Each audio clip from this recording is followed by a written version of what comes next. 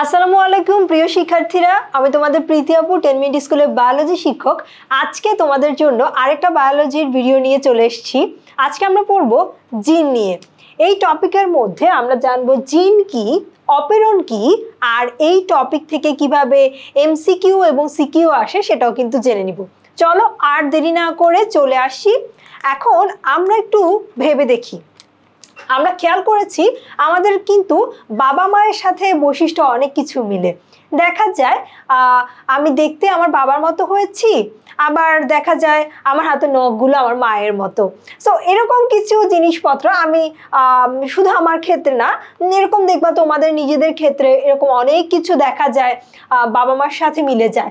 এই যে মিলে যাওয়া বৈশিষ্ট্যগুলো কেন মিলে, একটা প্রশ্ন, কেন এমনটা হয়? এই মেলানোর ব্যাপারটা হচ্ছে জিন করে। জিন আমাদের বৈশিষ্ট্যগুলোকে বংশ পরম্পরা ট্রান্সফার করে। আমাদের দেখবো আমার বাবার সাথে আমার দাদার মিল আছে, তোমার বাবার সাথে তোমার দাদার মিল আছে। এরকম পারিবারিক যে মিলগুলো থাকে সেগুলোর জন্য দায়ী হচ্ছে আজকের টপিক জিন। এখানে সেটাই বলা আছে।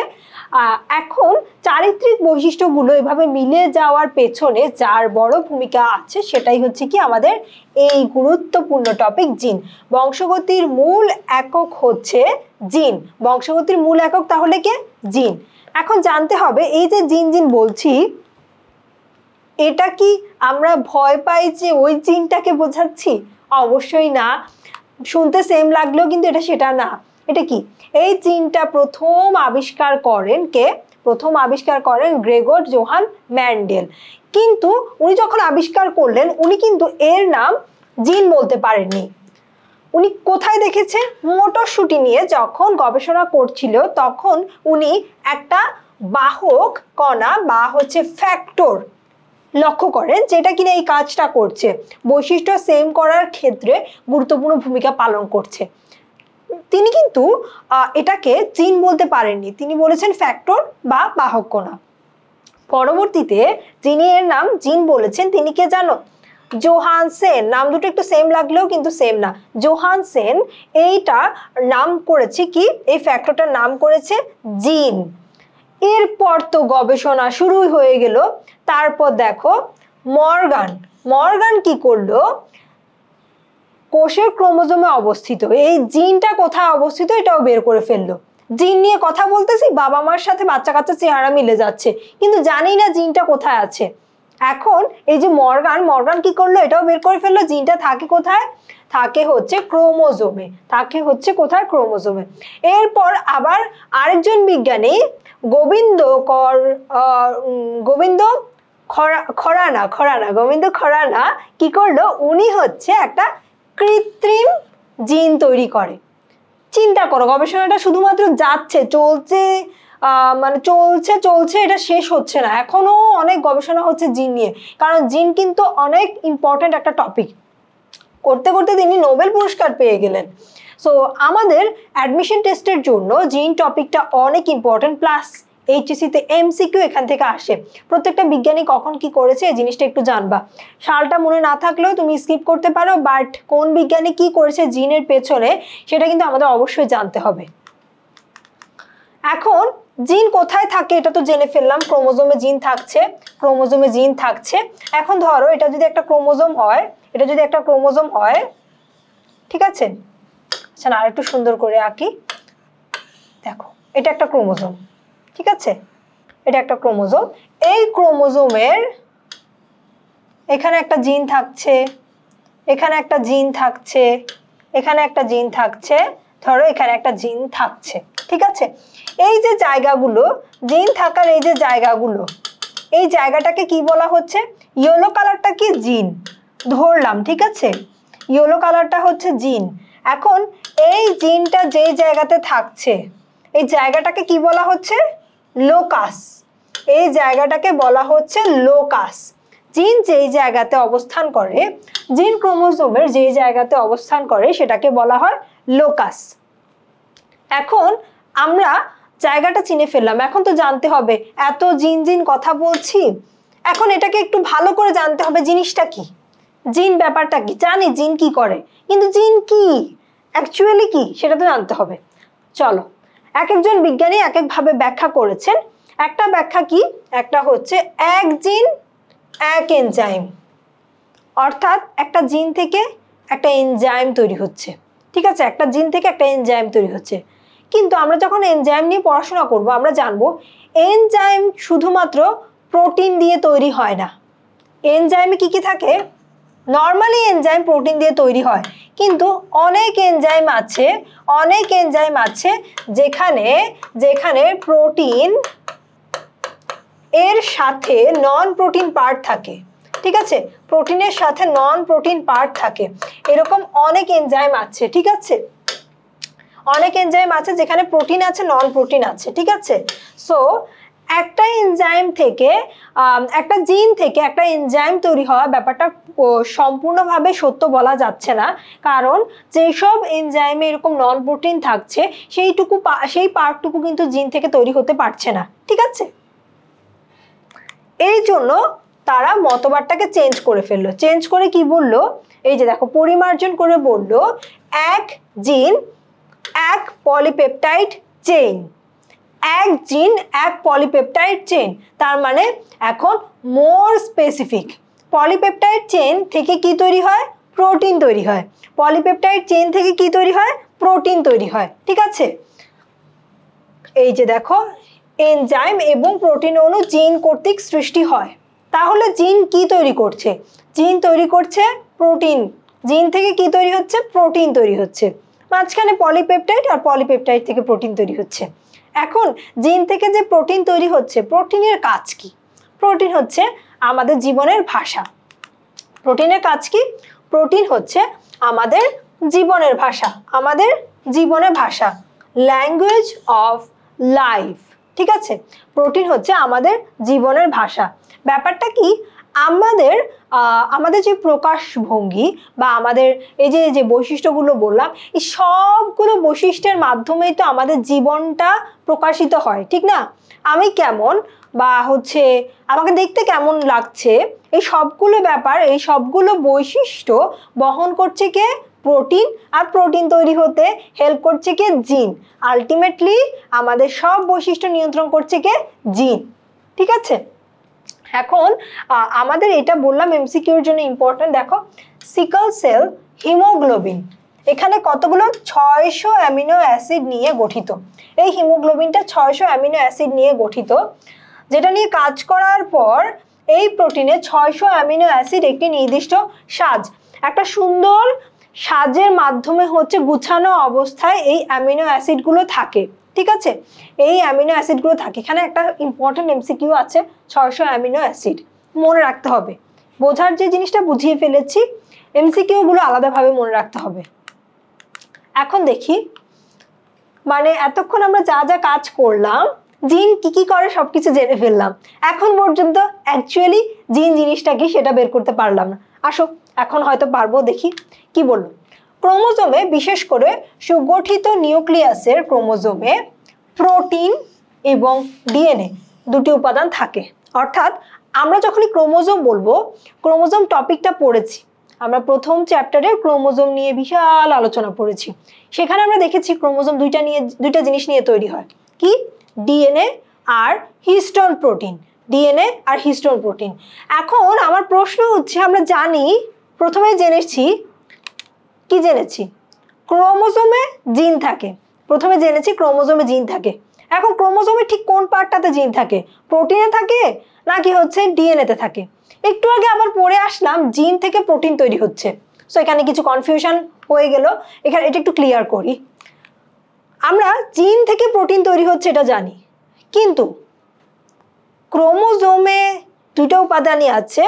এখন জিন কি প্রোটিন? প্রশ্ন হচ্ছে এটা। না, জিন প্রোটিন না। জিন প্রোটিন তৈরিতে হেল্প করছে, জিন থেকে প্রোটিন তৈরি হচ্ছে, কিন্তু জিন প্রোটিন না। জিন হচ্ছে ডিএনএ। জিন কি? ডিএনএ। মোর স্পেসিফিক হচ্ছে জিন হচ্ছে ডিএনএ। দেখো ডিএনএতেই থাকছে। নিউমোকক্কাই নিয়ে গবেষণা করে ফ্রেডরিক গ্রিফিথ, হ্যাঁ, দেখেন কি ভাইরুলেন্ট প্রকরণে অর্থাৎ ভাইরাসের মধ্যে যে ক্যাপসুলটা থাকে অর্থাৎ ক্যাপসুল সৃষ্টিকারী বৈশিষ্ট্য, এই বৈশিষ্ট্যটা যে বহন করছে সেটা স্থানান্তরযোগ্য। এখান থেকে কোন জিনিসটাকে আলাদা করা যাচ্ছে? আমরা জানি ডিএনএটাকে আলাদা করা যাচ্ছে, প্রোটিনটাকে আলাদা করা যাচ্ছে না। সো এখানে বললো উনি যেহেতু প্রমাণ করেছেন ব্যাকটেরিয়ার ক্যাপসুলে স্থানান্তর করা যাচ্ছে ডিএনএটাকে। জিন স্থানান্তর করা যায়, ডিএনএ স্থানান্তর করা যায়। উনি এইভাবে একটা ল দাঁড় করিয়ে প্রমাণ করে দিলেন যে ডিএনএটাই হচ্ছে জিন। ঠিক আছে, উনি ওনার মতো একটা ল দাঁড় করালো যে হ্যাঁ, এই যে ব্যাকটেরিয়া, ভাইরাস এগুলো থেকে যেটাকে স্থানান্তর করা যাচ্ছে সেটাই হচ্ছে জিন। সো উনি এই থিওরি দিয়ে প্রমাণ করলো যে যেহেতু ডিএনএ কে স্থানান্তর করা যাচ্ছে, ডিএনএ বস্তুটাই হচ্ছে কি জিন। কাজে বোঝা গেল ডিএনএ হচ্ছে জিন। তাহলে ক্রোমোজোম, আমরা জানি ক্রোমোজোম দুইটা জিনিস দিয়ে তৈরি হয়। কি কি? এক হচ্ছে হিস্টোন প্রোটিন, শুধুমাত্র প্রোটিন ওয়ার্ডটা লিখি, প্রোটিন। আরেকটা কি? দুই হচ্ছে ডিএনএ। ঠিক আছে, ডিএনএ। এখন এই দুইটা জিনিসের মধ্যে জিন কোনটা? ডিএনএ হচ্ছে কি? জিন। ডিএনএ হচ্ছে আমাদের আজকের পড়ার টপিক, জিন। ঠিক আছে, আমরা খুব ভালো করে এই জিনিসগুলো একটু ডিটেলসে মাথায় রাখবো, তাহলে আমাদের মুখস্থ করার ব্যাপারটা থেকে বেরিয়ে আসতে পারবো। এখন আসি, এই যে দেখো আরো বিজ্ঞানীরা বিভিন্ন মতবাদ দিয়ে একদম ভালো করে ইনশিওর করে ফেলেছেন যে হ্যাঁ, ডিএনএ হলো জিনগত বস্তু। এখন একদম স্ট্রংলি বলা স্টার্ট করে দিয়েছে জিনগত বস্তু কি? ডিএনএ। ঠিক আছে, প্রথম দিকে জানলাম যে হ্যাঁ, বৈশিষ্ট্য মিলে যাচ্ছে, এটা কেন হচ্ছে? জিনের জন্য হচ্ছে। এখন একদম মোর স্পেসিফিক্যালি আমি জানলাম যে জিনটা কি? জিন হচ্ছে ডিএনএটাই। ঠিক আছে, এখন যে কোনো কিছু, ধরো আমি একটা দৈর্ঘ্য নিয়ে কথাবার্তা বলছি, আমি দূরত্ব নিয়ে কথা বলছি, আমার বাসা থেকে 10 মিনিট স্কুল অফিসের দূরত্বটা কতটুকু? এখন এটা আমি কোনো না কোনোভাবে তো প্রকাশ করতে হবে, রাইট? তো এখন আমার প্রকাশ করার জন্য তো একক দরকার। আমি বলবো কিলোমিটার, এত কিলোমিটার, ঠিক না? বা আমি বলবো মিটার, বা আমি বলবো কি বলতে পারি, আরো বড় বড় একক আছে, সেন্টিমিটার বা ছোট আছে, ইঞ্চ আছে। যেহেতু এখানে কিলোমিটারটা বেশি যায়, এরকম একক আছে, প্রকাশ করা একক আছে। ঠিক একইভাবে জিন প্রকাশ করার কিছু একক আছে। জিন প্রকাশ করার এককগুলো কি কি আছে? জিন প্রকাশ করার এককগুলো হচ্ছে রেকন, তারপর হচ্ছে মিউটন, রেপ্লিকন, সিস্ট্রন। ঠিক আছে, সিস্ট্রন। মজার ব্যাপার হচ্ছে এখানে তোমাদের মুখস্থ করতে হবে না। মুখস্থ না করে তোমরা নামগুলো থেকে খুব ভালোভাবে বুঝে যাবা যে কোনটার কি কাজ বা কোনটা কি করছে। চলো দেখি, এটা কিন্তু খুব ইম্পর্টেন্ট। এই যে এখন যে এককগুলো বলছি এগুলো থেকে সিকিউতে প্রশ্ন আসতে পারে। ঠিক আছে, রেকনটা কি? রেকন, দেখো নামের সাথে মিল আছে। রেকন, রিকম্বিনেশন, রিকম্বিনেশন, দেখো মিল আছে না? এটি জিন রিকম্বিনেশনের একক। ঠিক আছে, সো এইটুকুই মনে রাখি। এখানে নিউক্লিওটাইড কতগুলো থাকে? 1 অথবা 2 জোড়া নিউক্লিওটাইড থাকে, খুবই কম। নিউক্লিওটাইড 1 অথবা 2 জোড়া থাকে। ঠিক আছে, সো রেকন, রিকম্বিনেশন একক। দেখো এইভাবে যদি মনে রাখো খুব ইজি। তারপর দেখো মিউটন, মিউটেশনের একক। মিউটেশন জিনিসটা কি? রিকম্বিনেশন জিনিসটা কি? এটা তো আমরা জানি।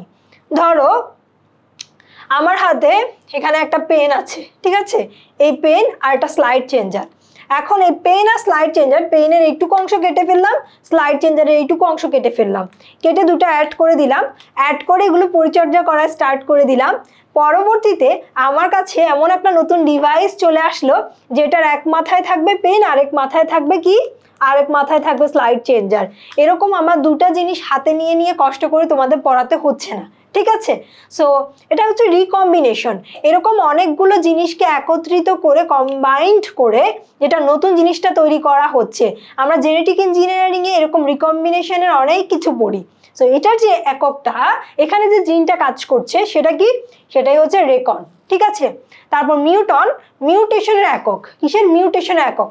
মিউটেশন কি, আমরা যখন কোভিড-19 ছিল করোনার সময়টাতে আমরা দেখেছি এই টাইমে একটা ভ্যাকসিন কাজ করছিল না, একটা ভ্যাকসিন দিয়ে আমরা মোকাবেলা করতে পারছিলাম না, অনেকগুলো ভ্যাকসিন এসেছিল।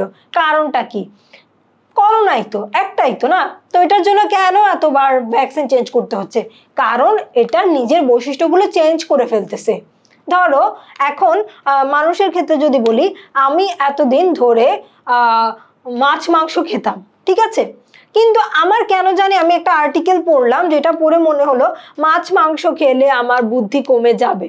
আমি এটা পড়ার পর থেকে আমি শুরু করলাম শাকসবজি খাওয়া, ঠিক আছে, আমার বুদ্ধি বাড়ানো লাগবে। তো আমার মধ্যে একটা পরিবর্তন আসলো। এইরকম পরিবর্তন ভাইরাসেও দেখা যায়, হঠাৎ করে চলে আসে কোনো একটা ইনফ্লুয়েন্স। আমি যেমন একটা আর্টিকেল পড়ার কারণে এই পরিবর্তন এসছে, ভাইরাসের মধ্যে কোনো একটা ইনফ্লুয়েন্স এসছে হয়তো বা ওই ভাইরাসে হয়তো বা কোনো রেডিয়েশন এসছে বা কোনো অন্য কোনো ইনফ্লুয়েন্সের কারণে এভাবে হঠাৎ পরিবর্তন হয়ে যাওয়া ব্যাপারটাকে বলা হচ্ছে মিউটেশন। আর এই মিউটেশনের এককটা কি? মিউটন। মিউটেশনের এককটা হচ্ছে মিউটন। ঠিক আছে। এরা এক বা একাধিক নিউক্লিওটাইড যুগল নিয়ে গঠিত হয়। এরপর আসি রেপ্লিকন। খুব ইজি, নামের সাথে পুরোই মিল। রেপ্লিকন, ডিএনএ রেপ্লিকেশন। ডিএনএ রেপ্লিকেশন, এই যে ডিএনএ রেপ্লিকেশনের একক, অনুলিপন, প্রতিলিপন, এক এক জায়গায় এক একটা জিনিস লিখে। সো ডিএনএ রেপ্লিকেশনের একক হচ্ছে কি? রেপ্লিকন।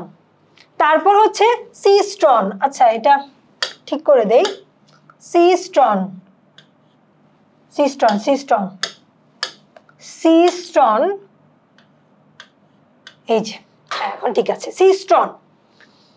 আমরা এতক্ষণ যে তিনটা ইউনিট পড়েছিলাম, এই তিনটা ইউনিটের নাম পড়ার সাথে সাথে কিন্তু নাম পড়ে বুঝে যাচ্ছি এটা কিসের একক, কিন্তু সিস্ট্রনটা যখন আসবে তখন একটু নামটা ভিন্ন, এটা পড়ে ঠিক বুঝে ফেলতে পারবো না যে এটা হচ্ছে এই জিনিসটার একক। সেই জন্য এটা ভিন্নটা কি, ভিন্ন ভিন্ন ব্যাপারটা খুব কঠিন না, এটা হচ্ছে একদম মেইন জিনিসটা, জিন কার্যের একক। জিন কার্যের একক, ঠিক আছে। সিস্টন হচ্ছে জিন কার্যের একক। ইকোলি ব্যাকটেরিয়ার একটি সিস্টোনে 1500টি নিউক্লিওটাইড যুগল থাকে। আমরা এতক্ষণ দেখেছিলাম যেগুলো পড়েছি, রেপ্লিকন পড়েছি, মিউটন পড়েছি, এগুলোতে কি দেখেছি বা হচ্ছে রেকন পড়েছি, এগুলোতে কিন্তু খুব অল্প অল্প নিউক্লিওটাইড ছিল।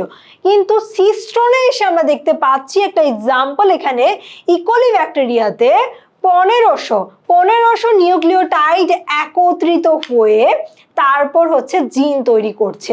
তার মানে এখানে নিশ্চয়ই অনেকগুলো নিউক্লিওটাইড আছে, এখানে অনেক ধরনের জিন আছে। হ্যাঁ, এখানে রেকন প্লাস মিউটন, রেকন আর মিউটনও থাকে, ঠিক আছে। এখানে রেকন, প্রতিটি সিস্টনে অনেক রেকন ও মিউটন থাকে, তাই রেকন ও মিউটন অপেক্ষা সিস্টনের দৈর্ঘ্য অনেক বেশি।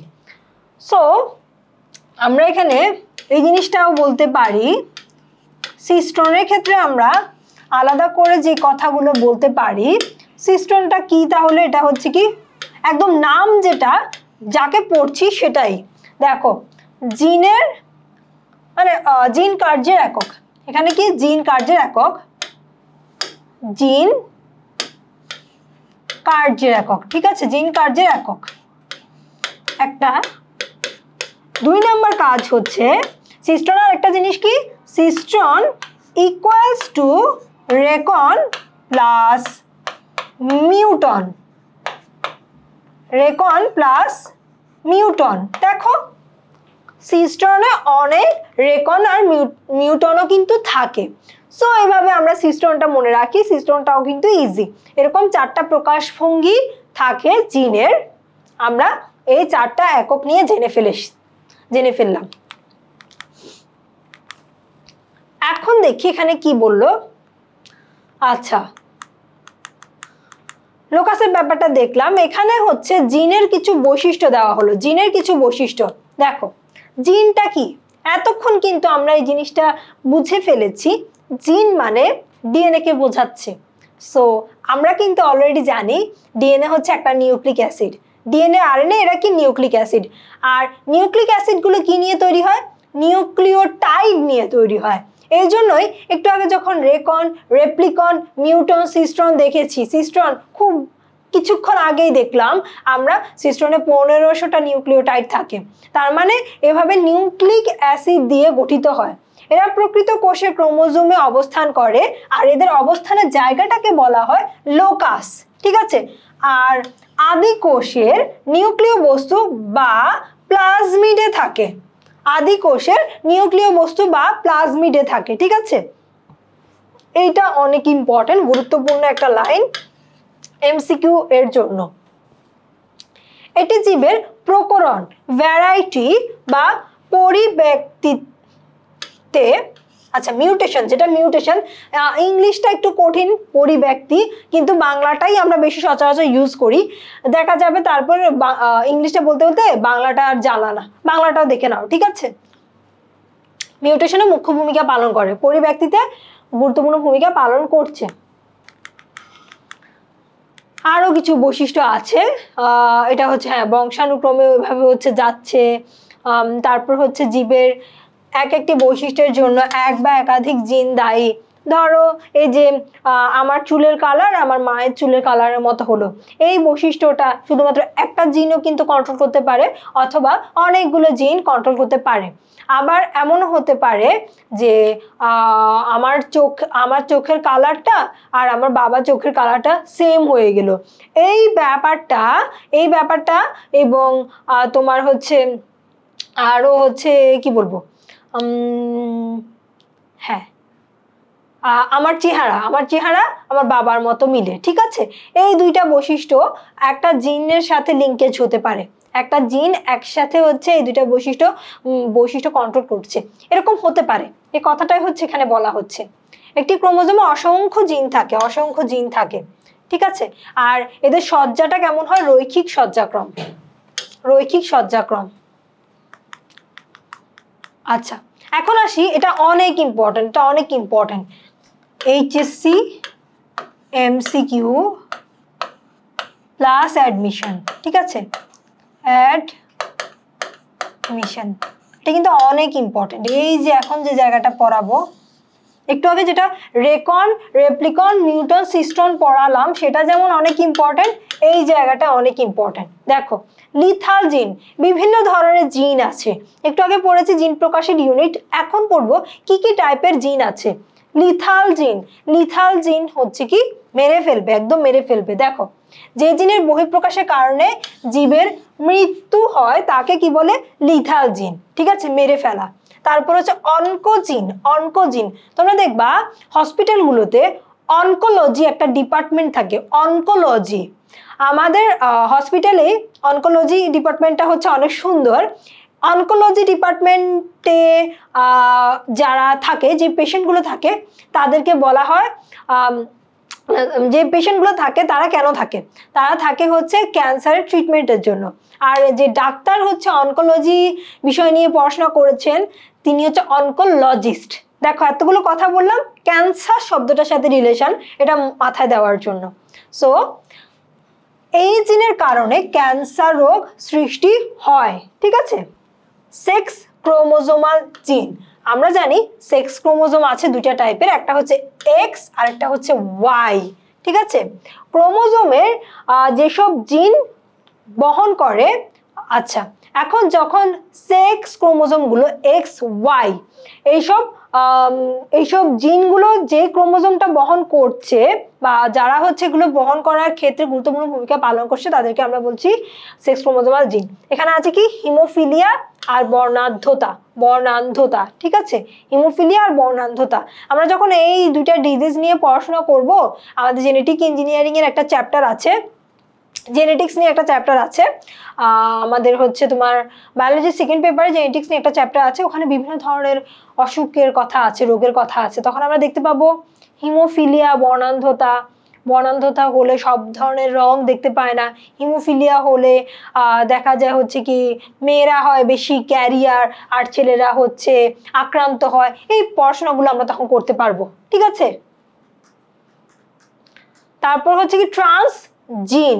ট্রান্সজিন ব্যাপারটা কি? ট্রান্সজিন হচ্ছে যে জিন কোনো উদ্ভিদ কোষ বা প্রাণী কোষ থেকে নিয়ে অন্য কোনো প্রজাতির উদ্ভিদ কোষ বা প্রাণী কোষে প্রতিস্থাপন করা হয় তাকে ট্রান্সজিন বলে। ধরো আমার বাসায় একটা টমেটো গাছ আছে, ঠিক আছে, এই টমেটো গাছটা অনেক ভালো, এটা দেখা যায় প্রত্যেক মাসে অনেকগুলো টমেটো দেয়। ঠিক আছে, তো আমার ফ্রেন্ডের বাসায় একটা টমেটো গাছ আছে, কিন্তু ওইটার অবস্থা খুবই খারাপ, মনে হচ্ছে মরে যাবে। এখন আমি আমার বাসায় টমেটো গাছের জিনটাকে নিয়ে আমি আমার ফ্রেন্ডকে দিলাম, তারপর ফ্রেন্ডটা কি করলো, ও টমেটো গাছের মধ্যে সেই জিনটাকে অ্যাড করে দিল। এখন কি হবে, ও কিন্তু অনেক উপকৃত হবে, ও টমেটো গাছটাও কিন্তু এখন বেশি বেশি করে টমেটো দিবে। সো এই ব্যাপারটা ট্রান্সফার করে নিয়ে গেলাম। আর যে জিনটাকে, সবগুলো জিন তো আর ট্রান্সফার করা যাবে না, যে জিনটাকে ট্রান্সফার করা যাবে সেটাকে বলা হচ্ছে কি ট্রান্সজিন, সেটাকে বলা হচ্ছে কি ট্রান্সজিন। তারপর হচ্ছে খণ্ডিত জিন। খণ্ডিত জিন হচ্ছে আমরা ট্রান্সক্রিপশন পড়েছি না, ওই ট্রান্সক্রিপশনে আমরা দেখেছিলাম যখন এমআরএনএ তৈরি হয়েছিল, এক্সন ছিল, ইন্ট্রন ছিল। এক্সন আর ইন্ট্রনের মধ্যে আমরা এক্সনকে রেখেছিলাম, ইন্ট্রনকে কি করেছি, ফেলে দিয়েছি।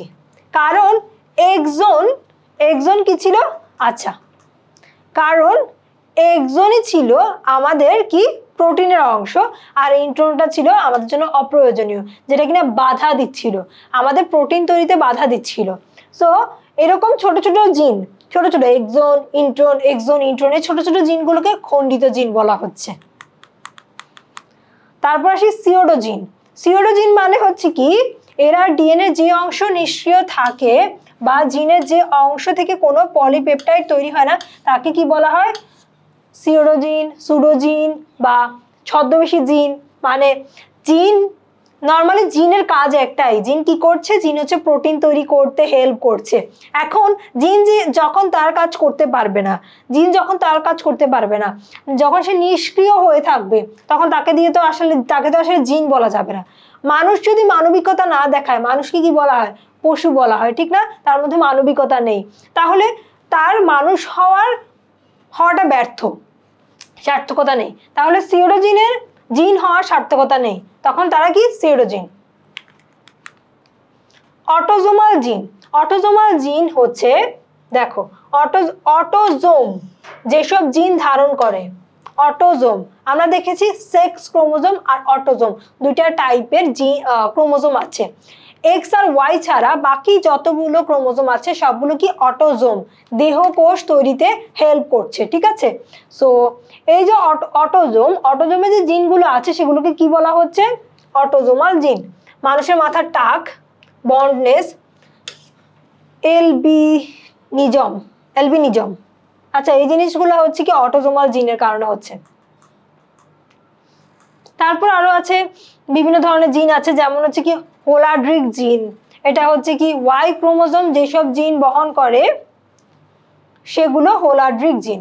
ওই যে আমরা যখন দেখলাম এক্স অ্যান্ড ওয়াই ক্রোমোজোম একসাথে, ওটা কি ছিল, সেক্স ক্রোমোজোমাল জিন। আর এখানে আরো স্পেসিফিক্যালি ওয়াই ক্রোমোজোমের কথা বললো, এরা কি হোলাড্রিক জিন।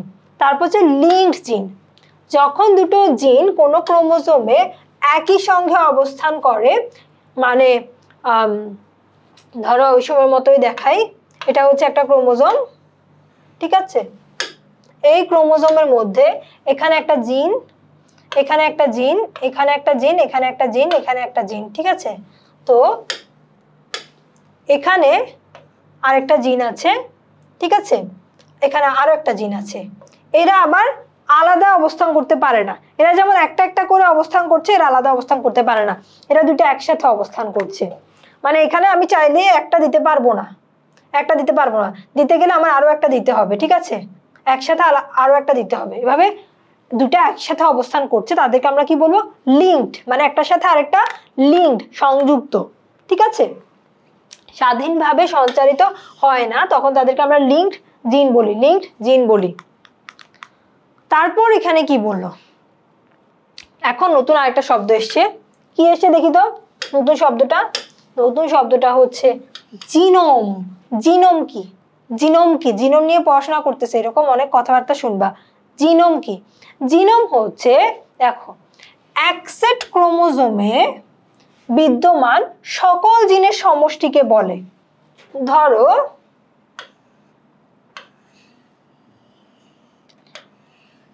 এখানে হচ্ছে কি, এখানে আমি এক সেট ক্রোমোজোম আঁকতেছি, অনেকগুলো থাকতে পারে, ঠিক আছে, আমি জাস্ট এখানে আঁকছি, দুইটা আঁকলাম। এই এক সেট ক্রোমোজোমে এরকম অনেক জিন আছে, অনেক জিন, ঠিক আছে, এক সেট ক্রোমোজোমে অনেকগুলো জিন আছে, ঠিক আছে, এই যে অনেকগুলো জিন, এরা সবগুলো গ্রিন কালারের, এরা সবগুলো হচ্ছে জিন। এই সবগুলোকে একসাথে বলা হচ্ছে কি? জিনোম। সবগুলোকে একসাথে বলা হচ্ছে জিনোম। এক সেট ক্রোমোজোমে যতগুলো জিন থাকবে সবগুলোকে একসাথে বলা হবে কি? জিনোম, ঠিক আছে। তারপর এখানে কি বললো, সব মানুষের জিনোমের প্রায় 99.9% হচ্ছে একই রকম, শুধুমাত্র 0.1% ভিন্নতার কারণে মানুষে এত ভিন্নতা। চিন্তা করো, অল্প, খুবই সামান্য 0.1% এর ডিফারেন্সের কারণে আমি তুমি দেখতে কিন্তু একই রকম না, বা আমার বাবা মা এর সাথে আমার অনেক অমিলও কিন্তু আছে। সো এত অল্প ডিফারেন্স, এটা আমরা বুঝতে পারছি, ঠিক আছে, কত কম পার্থক্য, ঠিক আছে। এখন এখানে অনেকগুলো ইম্পর্টেন্ট এমসিকিউ আছে, দেখো কি আছে। দেখো মানুষের ক্ষেত্রে এক্স ক্রোমোজোমে সবচেয়ে বেশি 2968টি জিন থাকে এবং ওয়াই ক্রোমোজোমে সবচেয়ে কম 231টি জিন থাকে। মানব জিনোমে মাত্র 2 ভাগ জিন বিভিন্ন বৈশিষ্ট্য প্রকাশে অংশগ্রহণ করে, বাকি 98 ভাগ জিনই নিষ্ক্রিয় থাকে। আর যেসব জিন নিষ্ক্রিয় থাকে তাদেরকে কি বলা হচ্ছে?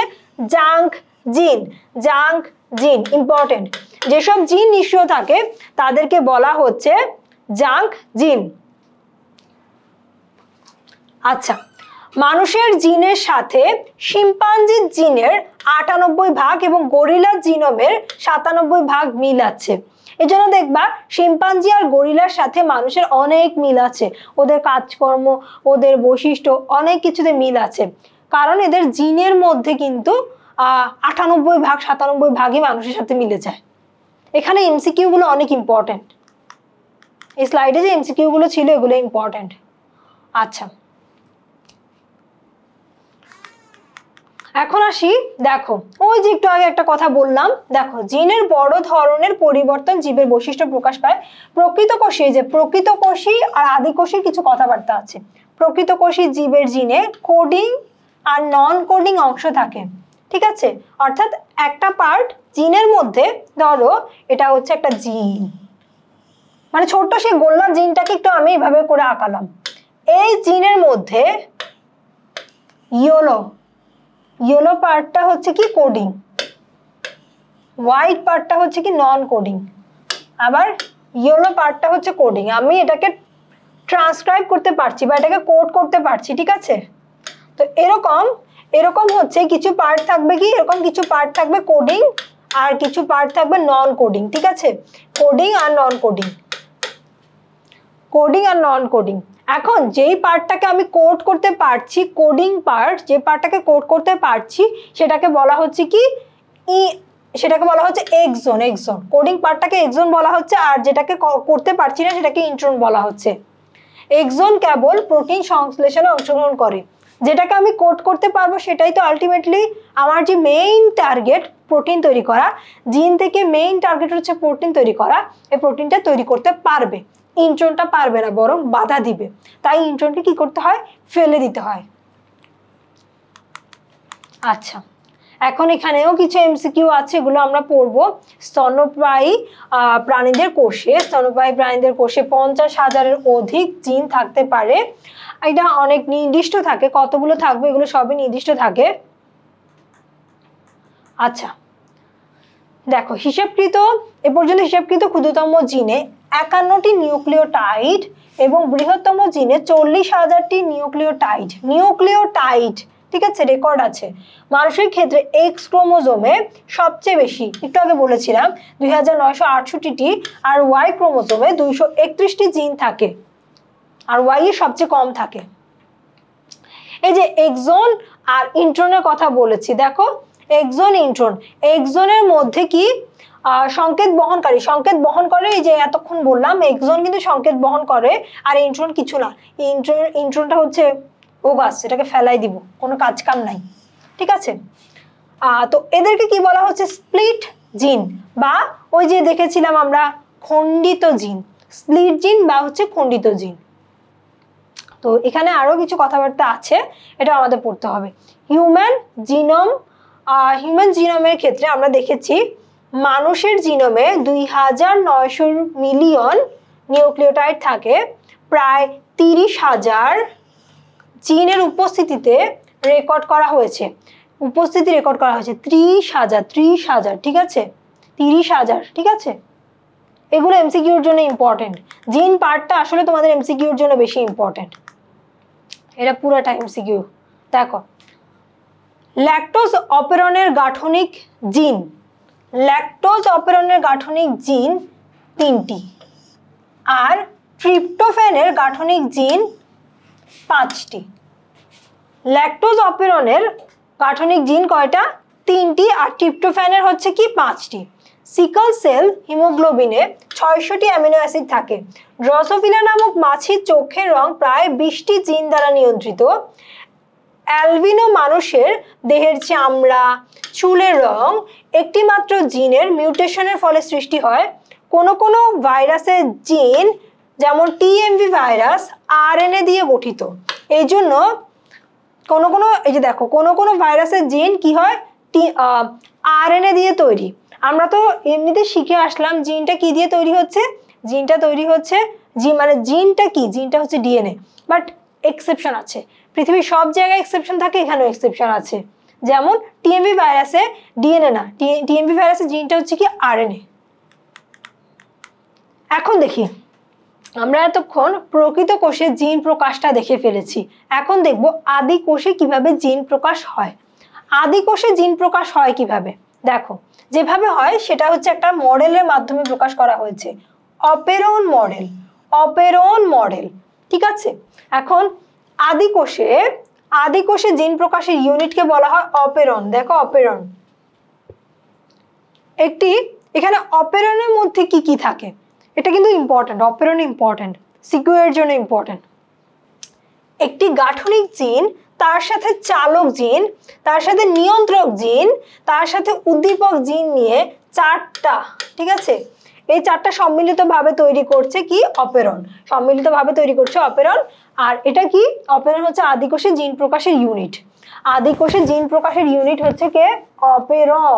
অপেরন। আর প্রকৃত কোষে আমরা পেয়েছিলাম কে? রেকন, রেপ্লিকন, মিউটন, সিস্ট্রন, 4টা ছিল। ওকে, এখন এই অপেরনের ছবিটাও ইম্পর্টেন্ট, অপেরন নিয়ে যখন প্রশ্ন আসবে তখন এই ছবিটা এঁকে দিব, ছবিটা আঁকা কিন্তু অনেক ইম্পর্টেন্ট, ঠিক আছে। দেখো এখানে কি আছে, তোমার একটা লম্বা দাগ টানা হয়েছে, যেটা গঠন করার জন্য, ধরো এটাকে আরো লম্বা করার দরকার হলে লম্বা করবে, এই গঠন করা হয়েছে কার দ্বারা? গাঠনিক জিন দিয়ে। গাঠনিক জিন, প্রোটিন সংশ্লেষণের জন্য এখানে সবগুলো জিন আছে, গাঠনিক জিন, ঠিক আছে। তারপর এই জিনটা গঠন হচ্ছে, ঠিক আছে, এটাকে হচ্ছে কি করতে হবে? এর সাথে আরো কিছু জিন থাকতে হবে যারা কিনা এই গঠনটাকে হেল্প করছে। কি আছে? নিয়ন্ত্রক জিন আছে, তারপর হচ্ছে চালক জিন আছে, উদ্দীপক জিন আছে, তারপর উদ্দীপক জিনের সাথে উদ্দীপক জিন বা প্রমোটার, উদ্দীপক জিনের একটা নাম হচ্ছে প্রমোটার। এই জিনটা কি করে? আমরা যখন ট্রান্সলেশন, ট্রান্সক্রিপশন এগুলো যখন পড়বো তখন আমরা দেখতে পাবো যে প্রমোটার আছে, সেই প্রমোটার কি করে? আরএনএ পলিমারেজ এনজাইমটাকে বলে আসো আমি কাজ শুরু করব, আসো তোমাকে প্রমোশন করতে হবে, ঠিক আছে। সো এদের ব্যাখ্যা দেওয়া আছে, দেখো গাঠনিক জিন কি করছে? এরা হচ্ছে এনজাইম সংশ্লেষ করছে, বা এরা হচ্ছে অ্যাকচুয়ালি প্রোটিন তৈরি করছে, গাঠনিক জিন, ঠিক আছে। তারপর প্রমোটার বা উদ্দীপক জিন কি করছে, আরএনএ পলিমারেজ সংযুক্ত করছে। অপারেটর বা চালক জিন কি করছে, গাঠনিক জিনের প্রোটিন উৎপাদনকে নিয়ন্ত্রণ করছে। প্রোটিন তৈরি করবে অর্থাৎ গাঠনিক জিনের উপর কাজ করছে কে, অপারেটর বা চালক জিন। আর রেগুলেটর বা নিয়ন্ত্রক জিন কি করছে, এরা হচ্ছে চালক জিনকে বা অপারেটরকে নিয়ন্ত্রণ করছে। তাহলে অপারেটর কাকে নিয়ন্ত্রণ করছে, গাঠনিক জিনকে। তাহলে রেগুলেটর কাকে নিয়ন্ত্রণ করছে, অপারেটরকে। ঠিক আছে, রেগুলেটর নিয়ন্ত্রণ করছে অপারেটরকে। অপারেটর ঠিক করে কাজ করছে কিনা এটা দেখবে কে, রেগুলেটর। আচ্ছা, এটা বলা হয়ে গিয়েছে অলরেডি। আচ্ছা, প্রকৃত কোষে জিন প্রকাশ, প্রকৃত কোষে জিন প্রকাশ শেষ। এখানে 4টা ইউনিট আছে, সেই 4টা ইউনিটের মাধ্যমে প্রকৃত কোষে জিন প্রকাশ হয়। যে প্রক্রিয়ায় জিন প্রোটিন সংশ্লেষণে অংশগ্রহণ করে তাকে জিনের ক্রিয়া বলে, অ্যাকশন অফ জিন, অ্যাকশন অফ জিন। প্রকৃত কোষে জিন প্রকাশের আরেকটু দেখো, জিন প্রকাশ, অ্যাকশন অফ জিন বা প্রকৃত কোষে জিন প্রকাশের ইউনিট 4টার নাম জেনেছি, কিন্তু কোন প্রক্রিয়াতে হয়, কোন প্রক্রিয়াতে হয় যদি এটা বলে, সাথে আমি এই কথাগুলো বলে দিব, এই কথাগুলো আমি বলে দিব কোন প্রক্রিয়াতে হয়। অ্যাকশন অফ জিন, ট্রান্সক্রিপশন হয়, এমআরএনএ প্রসেসিং হয়, ট্রান্সলেশন হয়, ট্রান্সলেশন পরবর্তী প্রসেসিং হয়, তারপর ফিডব্যাক বা ইনহিবিশন প্রক্রিয়া হয়, ইনহিবিশন প্রক্রিয়া হয়। এখানে কয়েকটা আমাদের চ্যাপ্টারের টপিকের নামই, ট্রান্সক্রিপশন আমাদের কোষ এর গঠন চ্যাপ্টারের টপিকের মধ্যেই আছে, ট্রান্সলেশন টপিকের মধ্যে আছে, বাকিগুলো প্রসেসের মধ্যে লিখে দিও, টপিকের নাম মনে থাকলে এগুলো মনে থাকবে। তারপর আসি এখানে কি আছে। আচ্ছা, সুকেন্দ্রিক কোষের ক্রোমোজোমস্থ জিনের ক্রিয়া কৌশল অপেক্ষাকৃত জটিল। মানে আমাদের যে প্রকৃত কোষগুলো আছে অর্থাৎ সুকেন্দ্রিক কোষ, ঠিক আছে, সুকেন্দ্রিক কোষগুলোর ভেতরে যে জিনের যে কাজকর্মগুলো হচ্ছে ওগুলো কিন্তু আসলে আদি কোষের থেকে কিন্তু একটু জটিল টাইপের, এই কথাটা বলা হয়েছে। ক্রোমোজোমের ইউক্রোমাটিন অংশের জিন ক্রিয়াশীল হয়, হেটারোক্রোমাটিন অংশের জিনটা ক্রিয়াশীল হয় না। সো ক্রোমোজোম যখন আমরা পড়েছি দেখেছি ক্রোমোজোমের কিছু পার্ট আছে, ইউক্রোমাটিন, হেটারোক্রোমাটিন, এগুলোর মধ্যে ইউক্রোমাটিনটা হচ্ছে কাজটা করতে পারে, ঠিক আছে, কিন্তু হেটারোক্রোমাটিন হচ্ছে নিষ্ক্রিয়ভাবে বসে থাকে, ক্রিয়াশীল হয় না। তারপর জিনের কাজ, জিনের কাজটা ইজি আছে, এতক্ষণ অনেক কথা বললাম, এগুলোই আলটিমেটলি জিনের কাজ। এতক্ষণ যতগুলো কথা বললাম জিনের কাজ কিন্তু আমি তোমাদেরকে সবকিছুর ফাঁকে ফাঁকে জিনের কাজ অলরেডি বলে ফেলেছি, এখানে একটু গোছানোভাবে লেখা আছে। সো আদিকোষ ও প্রকৃত কোষে জিনগত কিছু পার্থক্য, পরীক্ষায় যদি কখনো আসে আমরা কিন্তু এভাবে লিখবো না, এখন পড়ছি কিন্তু এভাবে পরীক্ষায় লিখবো না, পরীক্ষায় অবশ্যই এভাবে চার্ট করব, করে এই পাশে আদিকোষ বা এই পাশে প্রকৃত কোষ আর এই পাশে হচ্ছে কি প্রকৃত, ঠিক আছে, এভাবে চার্ট করে লিখবো। কি আছে দেখি তো, আদিকোষে অপেরণের মাধ্যমে নিকট সম্পর্কযুক্ত একাধিক জিন ট্রান্সক্রাইব হয়ে থাকে, অর্থাৎ আদিকোষে আমরা দেখেছি কি হলো অপেরণ, আর প্রকৃত কোষে হচ্ছে 4টা ইউনিট ছিল, রেকন, রেপ্লিকন, তারপর হচ্ছে মিউটন আর সিস্ট্রন, ঠিক আছে। তারও এখানে কিছু কথাবার্তা আছে। আর ব্যাকটেরিয়ার ক্ষেত্রে তথা আদি কোষে এক প্রকার আরএনএ পলিমারেজ এনজাইম থাকে, কিন্তু প্রকৃত কোষে ভিন্ন তিন প্রকারের আরএনএ পলিমারেজ এনজাইম থাকে, ঠিক আছে। তারপর হচ্ছে আদি কোষে একটি পেপটাইড সাব ইউনিটের সহায়তায় আরএনএ পলিমারেজ প্রমোটারকে পুনঃক্রিয়াশীল করে থাকে, কিন্তু প্রকৃত কোষে ট্রান্সক্রিপশনের সূচনা পর্বে বহু প্রোটিনের সম্পৃক্ত হয়। সো এখানে কি বললো দেখো তো, আদিকোষের ক্ষেত্রে ছোট্ট একটা পেপটাইড সাব ইউনিট থাকে যেটা কিনা প্রমোটারকে কি করে, যেটা কি করে, যেটা হচ্ছে মানে আরএনএ পলিমারেজকে ডাক দেয়, আসো তাড়াতাড়ি চলে আসো, কাজ করতে হবে, ঠিক আছে। কিন্তু প্রকৃত কোষে অনেকগুলো প্রোটিন এখানে কাজ করে তারপর আরএনএ পলিমারেজকে হেল্প করে, ঠিক আছে। চলো এরই মাধ্যমে আমরা এই টপিকটা শেষ করে ফেলেছি। এই টপিক থেকে জিন থেকে কিভাবে হচ্ছে সিকিউ গুলো আসে সেটা একটু দেখি। চলো সিকিউ যখন আসবে তখন কেমন আসবে। নর্মালি জিন টপিকটা আমাদের এমসিকিউর জন্য বেশি ইম্পর্টেন্ট, কিন্তু যদি আসে পরীক্ষায়, মাঝে মাঝে আসে, তখন আমরা সিকিউটা কেমনভাবে পাবো। শিক্ষক ক্লাসে পড়াচ্ছিলেন, ছেলে তার বাবার বুদ্ধিমত্তা পেয়েছে বা মেয়ে তার মায়ের চুল ও চোখ পেয়েছে, এমন কথা প্রায় বলতে শুনি ও বাস্তবে দেখেও থাকি। ওই যে বংশ পরম্পরা বৈশিষ্ট্য সঞ্চালিত হয়, সেই ব্যাপারটাই বলছে। রহিম বলল, বাবা মা থেকে ছেলে মেয়ে কিভাবে বৈশিষ্ট্য পায়? এর উত্তরে শিক্ষক এক এনজাইমের ব্যাপারে বললেন। আমরা জিন নিয়ে যখন পড়লাম তখন কি দেখলাম হচ্ছে এক জিন এক এনজাইম, মানে জিনের ব্যাপারটাকে অ্যাকচুয়ালি এখানে ইন্ডিকেট করানো হচ্ছে। ঠিক আছে, ট্রান্সজিন কি জানি আমি। ট্রান্সজিনটা হচ্ছে ওই যে একটা প্রজাতির, ধরো একটা উদ্ভিদ থেকে আমি একটা জিনকে অন্য আরেকটা প্রজাতির উদ্ভিদে দিলাম, এভাবে ট্রান্সফার করলাম যে জিনটা, সেটাই হচ্ছে কি ট্রান্সজিন, স্থানান্তর করলাম। তারপর জিনের বৈশিষ্ট্য কতগুলো বললাম, কত বর্ণনা করলাম, শেষ। জিনের বৈশিষ্ট্য ডান। জিনের বিভিন্ন একক নিয়ে বর্ণনা করো। সো এখানে কি আছে দেখো তো, এখানে যখন তুমি এটা অ্যান্সার করবা, জিনের বিভিন্ন একক নিয়ে বর্ণনা করো, এখানে তুমি এভাবে লেখাটা সবচেয়ে ভালো হবে। দেখো, এককের ক্ষেত্রে আমরা যেটা করব, প্রকৃত কোষে জিনের একক, 4টা একক পড়েছি, সেগুলো আমরা লিখবো। ঠিক আছে, এগুলো নিয়ে ডিটেলস একটু করে লিখে ফেলবো। রেকন, মিউটন, তারপর হচ্ছে কি রেপ্লিকন, আমরা কিন্তু এগুলো ডিটেলস লিখবো। আমি জাস্ট এখন পয়েন্টের নামটা লিখে দিচ্ছি। সিস্টোন, আমার যেহেতু এখানে উল্লেখ করেনি প্রকৃত কোষ নাকি আদি কোষ, সেই জন্য আমার দুইটা লিখতে হবে। তারপর হচ্ছে কি আদি কোষ, একক বললো। ঠিক আছে, সেই জন্য এগুলো হচ্ছে একক। আদি কোষে হচ্ছে অপেরন। আদি কোষে জিন প্রকাশের একক হচ্ছে অপেরন। ঠিক আছে, আদি কোষে জিন প্রকাশের এককে অপেরন।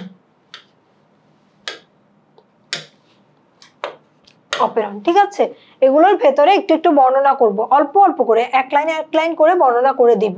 পরবর্তীতে দেখি কি আছে। আদি কোষে জিন প্রকাশের ইউনিট নিয়ে বিস্তারিত আলোচনা করো। অপেরন পড়ানোর সময় বলেছিলাম অপেরন কিন্তু ইম্পর্টেন্ট। এখন প্রথমেই আমি লিখবো কি, আদি কোষে জিন প্রকাশের একক বা ইউনিট হচ্ছে কে, অপেরন। ঠিক আছে, আমি যে সবকিছু এখন লিখতে পারছি না, জাস্ট তোমাদেরকে বলে দিচ্ছি। তারপর লিখবো কি, অপেরন জিনিসটা কি।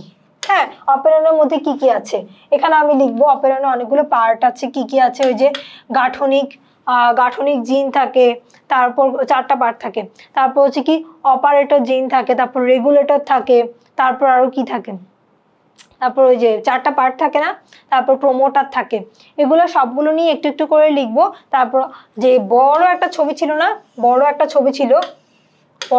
ছিল অপেরনের, সেই ছবিটা এঁকে দিয়ে দিব। খুব ইজি একটা ছবি, এরকম একটা লম্বা দাগ আর এরকম একটা গোল আঁকতে পারলেই ছবিটা কমপ্লিট। সো অপেরনের ছবিটা আর অপেরন কিভাবে হচ্ছে আমরা 4টা পয়েন্ট করে সুন্দর করে প্রেজেন্ট করে দিব, তাহলে এই সৃজনশীলে অনেক ভালো মার্কস পাবো। আসো এখন আমরা এমসিকিউ দেখি। জিন কি? জিন আসলে কি? বংশগতির ধারক ও বাহক, রঞ্জক ধারণকারী অঙ্গ, জীবের বংশধারার নিয়ন্ত্রণকারী একক, এক প্রকার নিউক্লিক অ্যাসিড। আসলে এখানে এই প্রশ্নটা একটু দেখো, এখানে বলতে গেলে এই প্রশ্নটাতে তোমার হচ্ছে কি অনেকগুলোই মনে হবে সঠিক উত্তর। এটা যদি মাল্টিপল অ্যান্সার হতো অনেকগুলোকে দেওয়া যেত, বাট এটা যেহেতু একটাই অ্যান্সার, মোর স্পেসিফিক, আমরা তাই এটা জীবের বংশধারা নিয়ন্ত্রণকারী একক। ঠিক আছে, আমরা অ্যান্সার করবো জীবের বংশধারা নিয়ন্ত্রণকারী একক। তারপর আসি, মানব জিনোমে মাত্র 2 ভাগ জিন বিভিন্ন বৈশিষ্ট্যে অংশ গ্রহণ করে, বাকি 98 ভাগ জিনই নিষ্ক্রিয় থাকে। এদের কি বলে? এটা কিন্তু পড়ানোর সময় বলেছিলাম, জাঙ্ক ডিএনএ। ঠিক আছে, এটা হচ্ছে জাঙ্ক ডিএনএ। এরই মাধ্যমে আমাদের আজকের টপিক জিন শেষ হয়ে গিয়েছে। আশা করছি তোমরা প্রত্যেকে বুঝতে পেরেছো। পরবর্তীতে এমন আরো গুরুত্বপূর্ণ টপিকের ভিডিওগুলো থাকবে, সেগুলো দেখতে 10 মিনিট স্কুলের সাথে থাকো। আল্লাহ হাফেজ।